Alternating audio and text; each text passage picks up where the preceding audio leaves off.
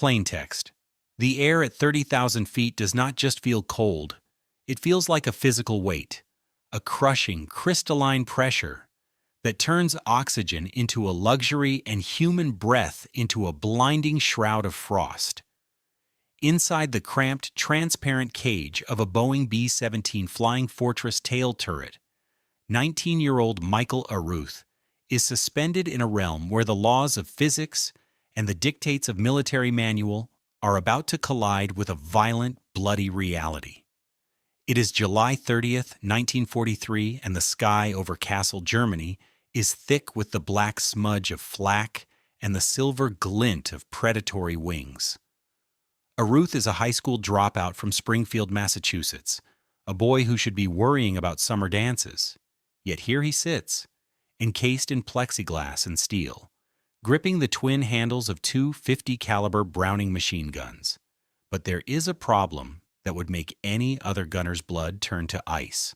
His reflector sight, the sophisticated optical brain of his weapon system, the very thing that is supposed to tell him where to aim in a three-dimensional dogfight, is dead. The glass is dark. The illuminated reticle, the glowing red ring that marks the point of impact, has vanished, leaving him with nothing but a useless tube of metal and a clear view of his own impending death.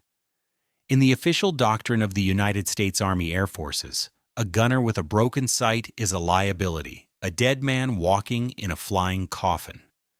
The manual explicitly states that without the sight, a gunner cannot accurately calculate lead or deflection at high speeds. They are told to wait until the enemy is within 600 yards, essentially waiting until they can see the rivets on the German cowlings before opening fire. But as Michael Arooth stares out into the freezing void, watching a swarm of Messerschmitt Bf 109s bank into an attack formation, he realizes something that the generals in Washington have failed to grasp. In 1943, following the rules is a death sentence. The 8th Air Force is bleeding out, suffering from a fundamental imbalance where the defensive capability of the bombers is being systematically dismantled by the evolving tactics of the Luftwaffe. The German pilots have learned the math of American fear. They know that if they stay beyond 600 yards, the American gunners will hold their fire, allowing the Germans to line up their 20mm cannons for a surgical strike. It is a meat grinder of a strategy, a tactical stalemate where young Americans are being traded for industrial targets at an unsustainable rate. But on this day, over the burning ruins of Kassel, the anomaly occurs. Michael Arooth does not panic when he looks through his broken glass. Instead, he does something that defies every hour of training he received at the gunnery school in Harlingen, Texas. He ignores the manual. He ignores the darkness of his sight. He begins to feel the vibration of the 4 Wright Cyclone engines through his boots, the rhythmic thud of the bomber's heart, and he starts to calculate the geometry of death using nothing but raw intuition and the white-hot tracers of his ammunition. He doesn't wait for the Germans to reach the 600-yard mark.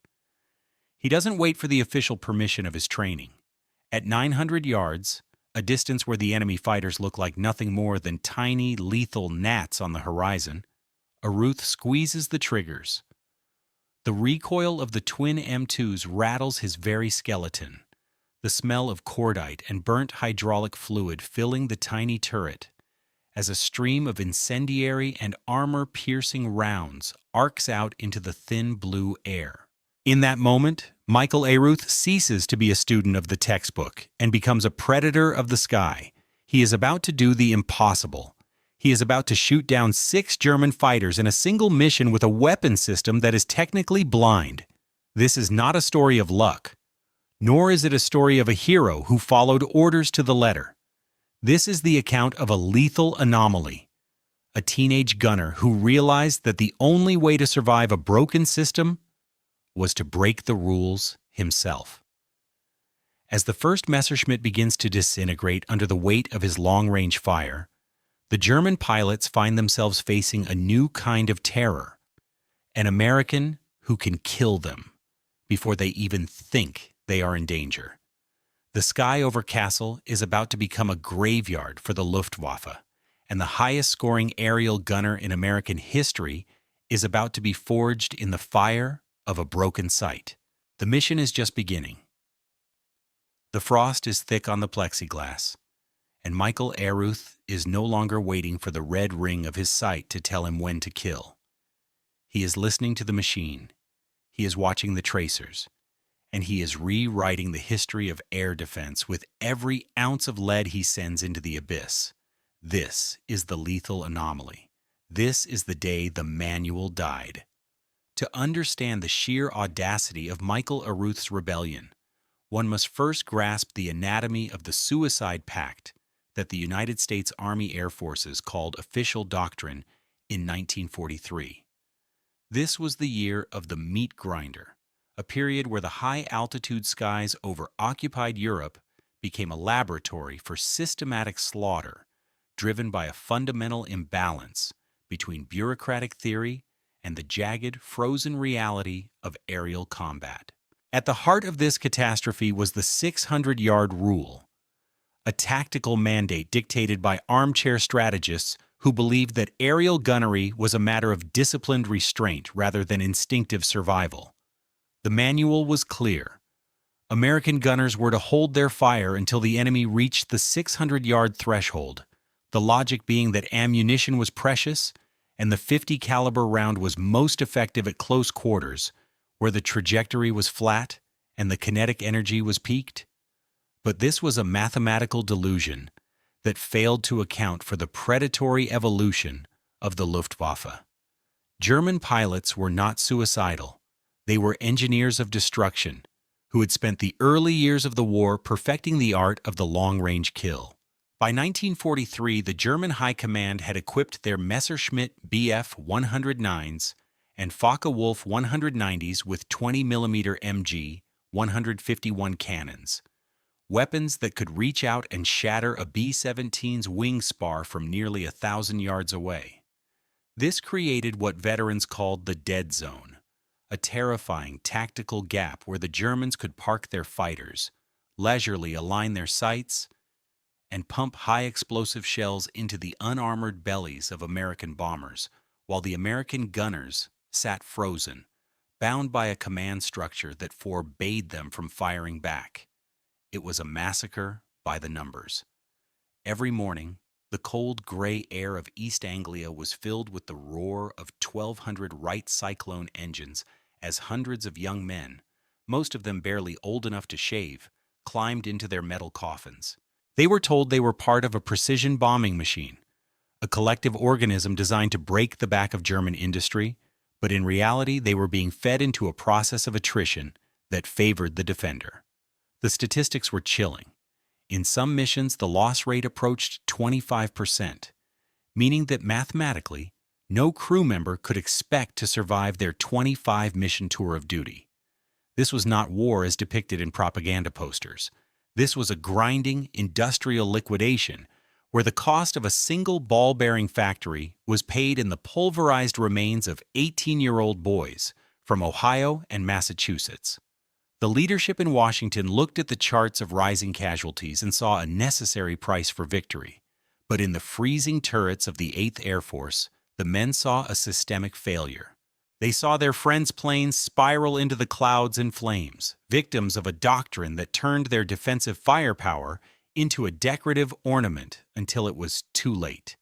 The German interceptors would approach from the tail, sitting in that 600 to 1,000 yard sweet spot, firing rhythmic bursts of cannon fire that turned the B-17's aluminum skin into lethal shrapnel. The American gunners would scream into their intercoms, begging for permission to fire, only to be reminded of the manual, of the need to conserve ammunition, of the danger of wasting tracers on long-range shots. Inside the B-17, the atmosphere was a suffocating mix of hydraulic fluid, cordite, and the smell of raw fear, all frozen solid in temperatures that could drop to minus 60 degrees. If a gunner opened his mask to shout, his breath would instantly turn to ice, blinding him. if he touched the metal of his guns with bare skin, he would leave his flesh behind. In this environment, the 60 yards rule was more than a mistake. It was an act of institutional cruelty. The Luftwaffe's Sturmbach tactics were being refined, massive, armored fighters designed to ram or blast bombers out of the sky, and they relied entirely on the Americans' refusal to fire early. The German pilots of Jagdgeschwader 2 and 26 laughed at the American restraint, calling the B-17s flying porcupines that had forgotten how to use their quills. This institutional stubbornness was the catalyst for the tragedy Michael Arooth was forced to witness every day. He saw the fire, he heard the screams over the radio, and he realized that the people writing the rules were not the ones dying in the plexiglass cages. The meat grinder was not just a result of German skill, it was a product of American arrogance, a belief that a pre-war textbook could dictate the terms of a total war that was changing every single hour. The imbalance was structural, a deep-seated refusal to admit that the 50 caliber doctrine was a legacy of an era that had already passed. While the propaganda machines in London spoke of the inevitability of Allied triumph, the private understanding among the bomber crews was one of impending doom. They knew the math. They knew the Germans had found the flaw in the machine. And they knew that unless someone had the courage to be an anomaly, to break the cycle of predictable failure, the 8th Air Force would cease to exist before the invasion of Europe could even begin. Michael Arooth was sitting in the tail of a B-17 watching the slaughter unfold, his boots vibrating from the thrum of the engines and his mind racing through the geometry of survival. He began to understand that the only way to save his crew was to commit an act of tactical treason. He realized that the tracers were not just bullets. They were data points in a three-dimensional graph of death. If he could hit a target at 900 yards, he wouldn't just be shooting down a plane. He would be shattering the German pilot's sense of security. He would be reclaiming the dead zone. But to do so, he had to ignore the voices of the officers, the weight of the training films, and the very structure of the military mind. The stage was set for a confrontation not just between two air forces, but between a dying doctrine and a man who refused to become another statistic in the ledger of attrition. The meat grinder was hungry, and Michael Arooth was tired of being the fuel. He was about to turn the system inside out, using his broken sight as the ultimate excuse to stop looking at the world through the lens of a failed manual and start seeing it through the cold, clear eyes of a hunter. In the silence of the high altitude, where the only sound was the rush of the wind and the beating of his own heart, Arooth made a decision that would change the course of air defense forever. He would fire early, he would fire long, and he would let the wreckage of the Luftwaffe provide the only evidence he needed to prove that the experts were wrong. To the bureaucratic machine of the United States Army Air Forces, Michael Arooth was a statistical anomaly that should never have existed, a high school dropout from the industrial grit of Springfield, Massachusetts, who possessed a raw, lethal intelligence that no classroom could cultivate and no manual could contain.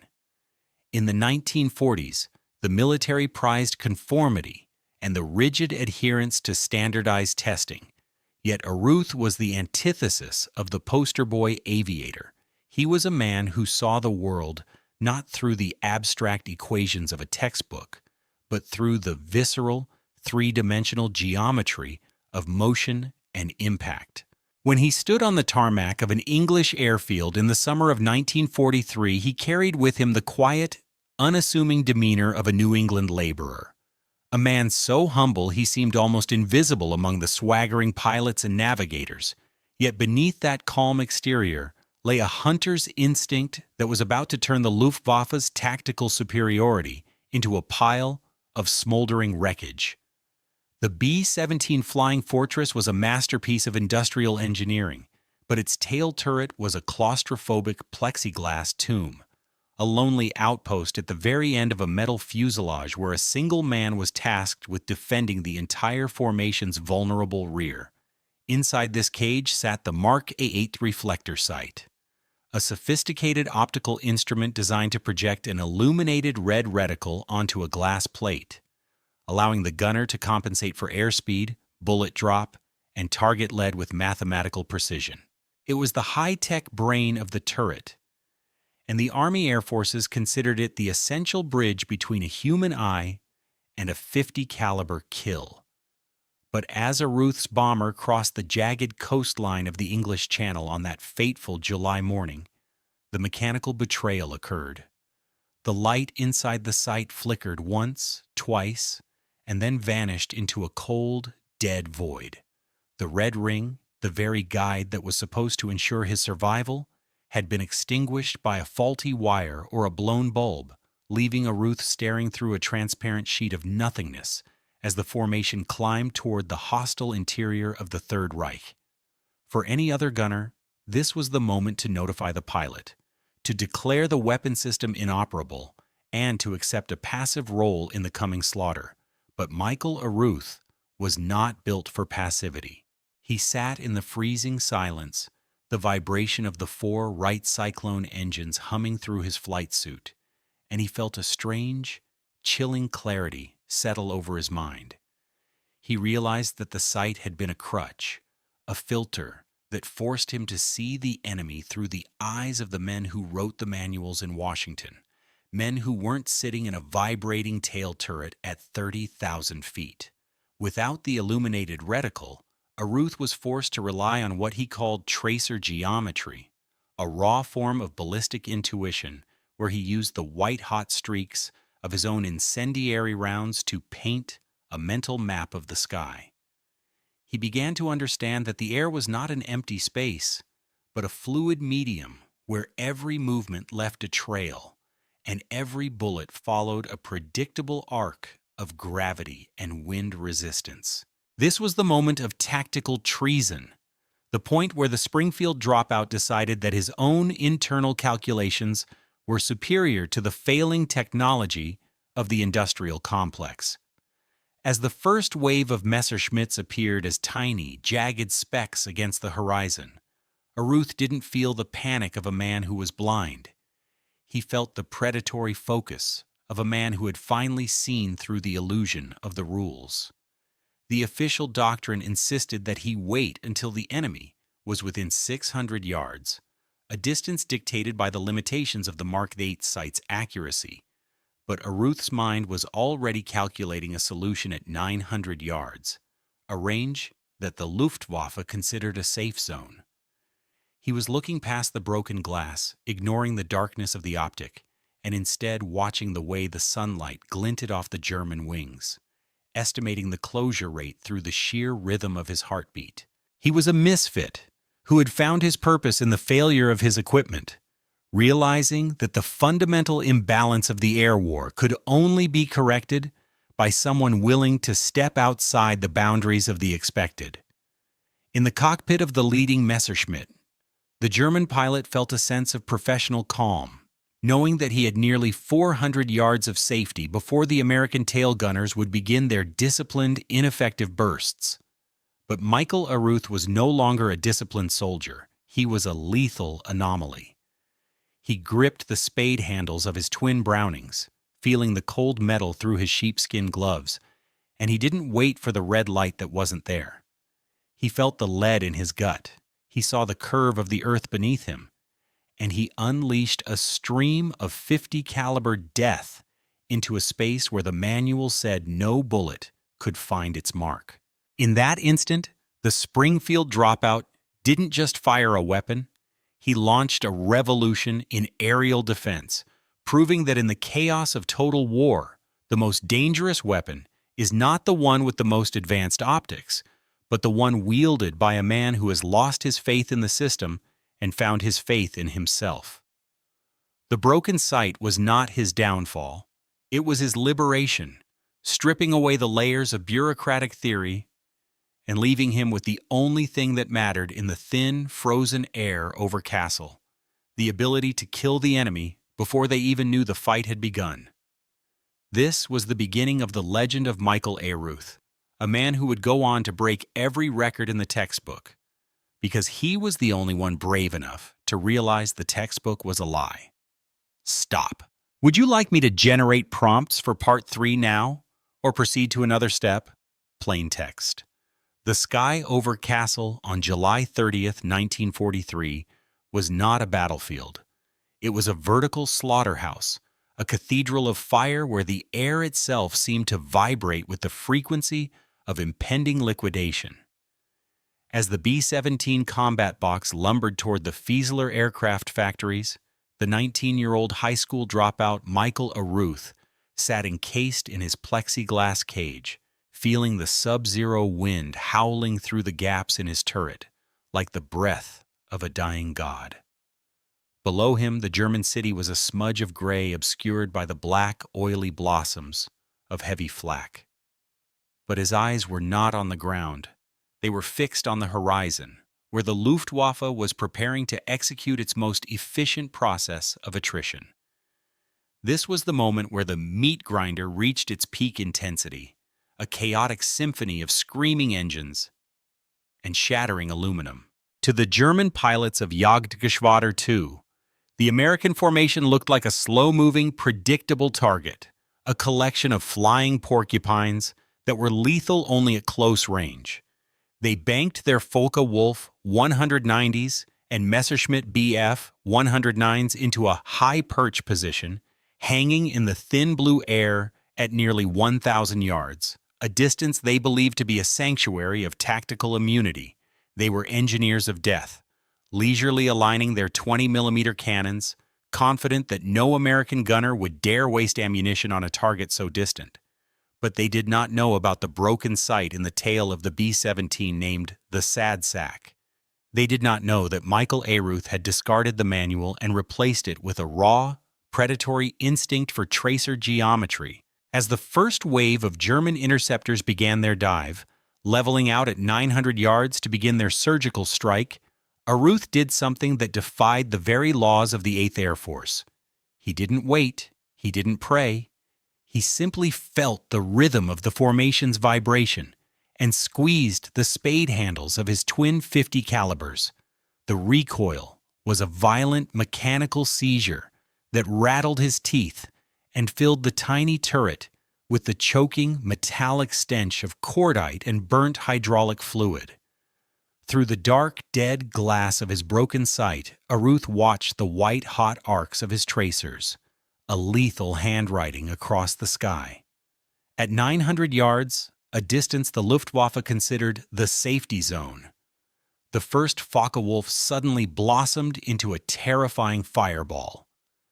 The German pilot never even had the chance to fire his cannons. His engine block was pulverized by a concentrated stream of armor-piercing incendiary rounds before he even realized he was in the kill zone. The shockwave of the explosion rippled through the air, and for a split second, the German formation faltered, a collective intake of breath in the face of an impossible reality. But Arooth was already moving, swinging his turret with a fluid, violent grace, his mind calculating lead and deflection as if it were a primal language. He wasn't looking for a red reticle. He was watching the way the sunlight flickered off the German wings and lead painting the space where they were going to be. A second Messerschmitt banked hard to the left, trying to escape the unpredictable reach of this mad gunner. But Arooth's tracers followed him like heat-seeking ghosts, stitching a jagged line of fire across the cockpit and tearing the wing spar from the fuselage. The aircraft spun out of control, a trailing smear of black smoke marking its descent into the abyss. This was not a dogfight. It was a systematic liquidation. The German pilots, used to the disciplined restraint of American gunners, found themselves in a state of cognitive dissonance, their tactical manuals rendered obsolete by a single teenager from Massachusetts who refused to follow the rules. By the time the formation reached the bomb release point, the sky was a graveyard of German metal. Arooth's guns were screaming, the barrels glowing a dull, lethal red in the freezing altitude as he claimed his third, fourth, and fifth kills. He was shooting through the dead zone, reclaiming the territory that the Luftwaffe had owned for years. In the waist of the B-17, the other gunners could only watch in stunned silence as the tail turret became a volcano of lead. The sensory overload was total. The deafening roar of the Wright Cyclone engines, the staccato thunder of the machine guns, and the sight of 6 German fighters spiraling toward the earth in various states of disintegration. When the 6th Messerschmitt erupted into flames, its wing clipping the B-17's tail fin in a final desperate act of proximity, Michael Arooth didn't flinch. He simply reloaded, his hands moving with the mechanical precision of a clockmaker, his eyes already searching for the next speck on the horizon. He had just accomplished the impossible, breaking the record for the most kills by a single gunner in a single mission. And he had done it with a weapons system that was technically blind. As the bombers finally turned back toward England, limping through the flak-filled air with hundreds of bullet holes in their skin, the sad sack was no longer just another plane in the combat box. It was a legend. Michael Arooth sat in the cooling silence of his turret, the smell of spent brass heavy in his lungs, and he knew that the war would never be the same. He had proven that the fundamental imbalance of the air war was not a matter of technology, but a matter of will. He had turned the meat grinder back on its creators, using his broken sight as a gateway to a new kind of warfare, where intuition trumped doctrine. The mission to Kassel was a bloodbath, but for Michael Arooth, it was a confirmation of a terrible truth. That in the chaos of total war, the only way to survive a system designed to kill you is to become the most efficient killer the system has ever seen. The sky was empty now, the German interceptors having retreated in a state of tactical paralysis, leaving the B-17s to crawl back across the channel like wounded ghosts. But in the tail of the lead ship, the lethal anomaly was still watching, his fingers still twitching on the triggers. A 19-year-old boy who had just rewritten the history of air defense with a stream of .50 caliber fire, and the cold, hard logic of a survivor who refused to die by the book. The landing of the B-17 named the Sad Sack back on the rain-slicked runway of its English base was not greeted with the triumphant fanfare of a propaganda reel, but with a heavy contemplative silence that permeated the damp morning air. As the ground crews swarmed over the scarred aluminum skin, counting the hundreds of jagged entry holes and the deep, terrifying gouges where German wings had almost clipped the tail, a group of intelligence officers stood with their clipboards, ready to dissect a story they simply did not believe. In the debriefing room, under the harsh, flickering yellow light of a single bulb, 19-year-old Michael Arooth sat with a mug of lukewarm coffee, his hands still vibrating with a phantom recoil that no amount of rest could settle. When he calmly stated that he had engaged the Luftwaffe at 900 yards and claimed 6 confirmed kills in a single mission, the room went cold. To the polished colonels and the graduates of West Point, this was more than a statistical impossibility. It was a tactical heresy that threatened the very foundations of their carefully constructed world.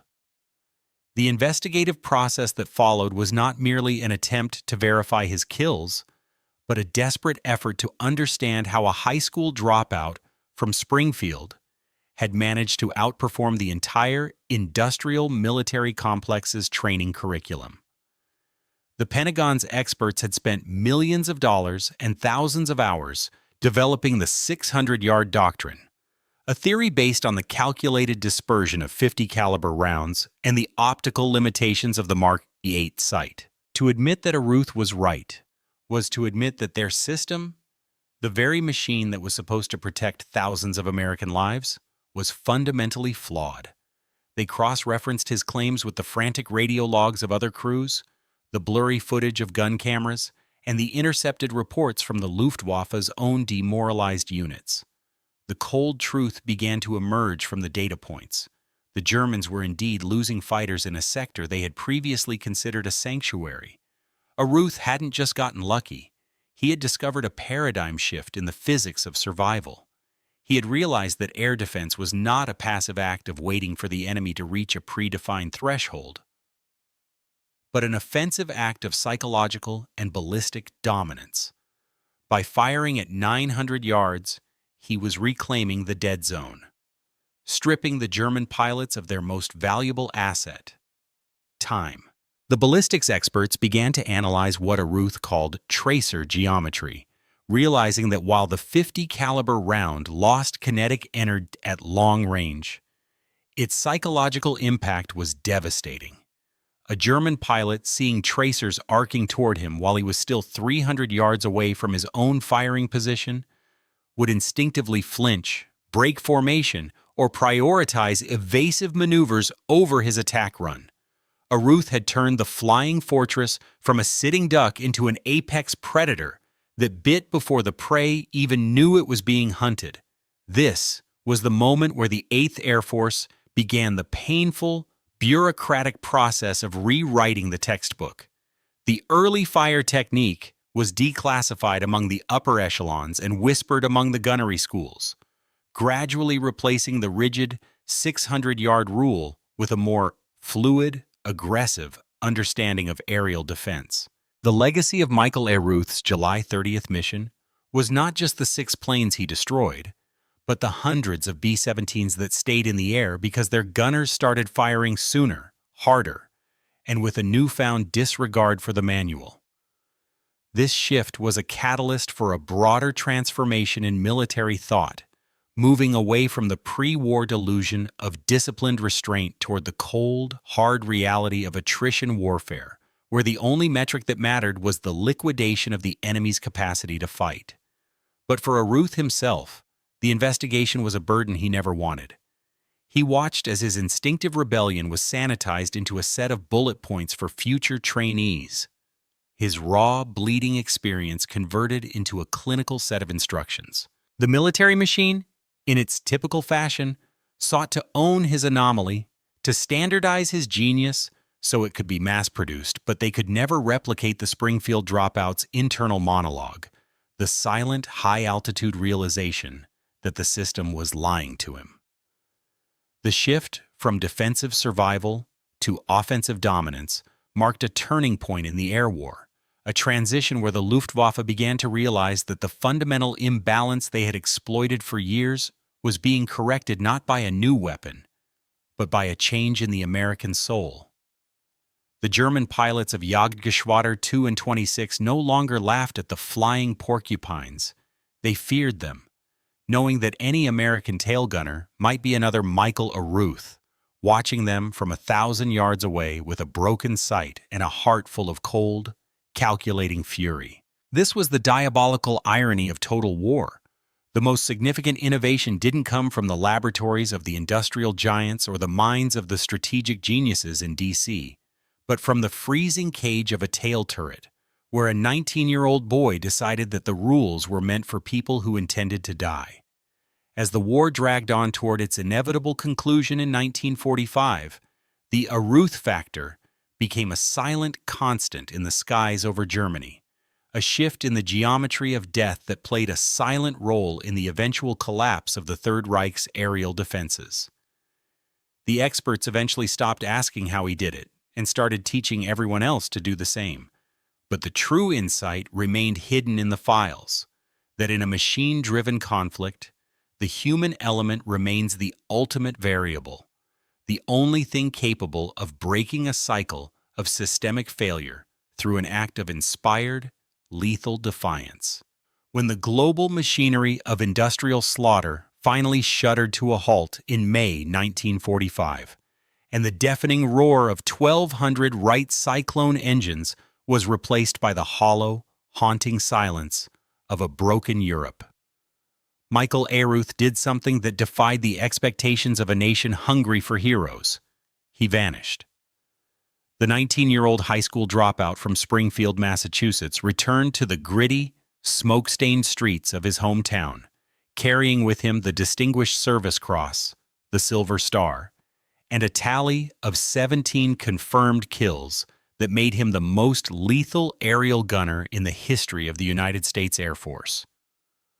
But for Michael Arooth, the war did not end with a ticker-tape parade or the flashbulbs of a press conference. It ended in a state of profound, chilled disillusionment.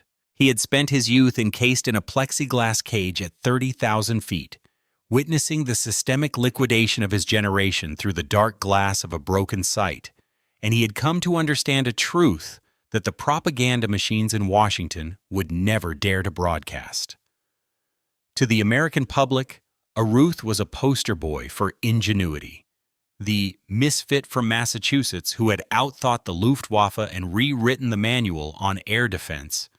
But in the private recesses of his mind, he was a man who had seen the gears of the meat grinder from the inside. He understood that his 17 kills were not merely statistics or swastikas painted onto the aluminum skin of a B-17. They were 17 individual human lives, 17 moments of fire and screaming metal that he had orchestrated from 900 yards away. He was an apex predator born from a broken system, a lethal anomaly who had been forced to become a butcher in order to avoid being the meat. When the journalists and the historians came knocking at his door in Springfield, looking for a dramatic retelling of the July 30th mission over Castle, Arooth met them with a wall of absolute silence. This was not the modest reticence of a humble soldier. It was a calculated rejection of a system that sought to own his trauma and convert it into a clinical set of tactical bullet points. He watched as the Pentagon declassified his early fire technique, sanitizing his raw, instinctive rebellion into a standardized doctrine for future generations of gunners. But they could never declassify the smell of cordite in his lungs or the sight of a German pilot's canopy shattering under his fire. The Arooth factor had become a permanent part of military science, a shift in the geometry of death that emphasized offensive dominance over defensive survival. But the man who had sparked that revolution refused to be its mascot. He realized that the same bureaucracy that now hailed him as a genius was the same one that had sent thousands of his friends to their deaths by insisting on the suicidal 600-yard rule. His silence was his final act of tactical treason, a refusal to let the systemic lies of the military-industrial complex claim his soul after they had already claimed his youth. He spent the rest of his life working quietly in the factories of Springfield, a man among machines who never spoke of the sky, never mentioned the sad sack, and never looked at a reflector sight again. He had seen through the illusion of the textbook and realized that in the mathematics of total war, there are no heroes, only survivors who were efficient enough to stay in the air and ghosts who were lost to the calculations of armchair generals.